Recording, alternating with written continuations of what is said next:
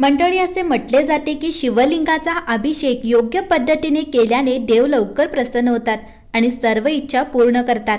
परंतु शिवलिंगावर जल अर्पण करण्याचे काही नियम आहेत जे पाळणे आवश्यक मानले जाते। बऱ्याच वेळा